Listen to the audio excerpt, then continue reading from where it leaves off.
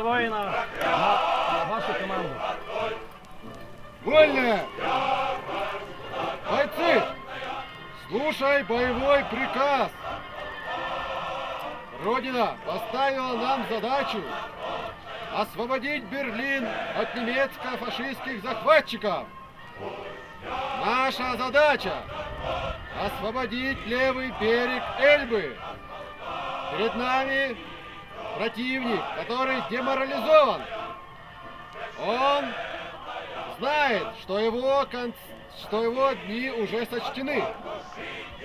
Враг будет повержен, победа будет за нами. Ура, товарищи! Ура! Вольно! Вольно!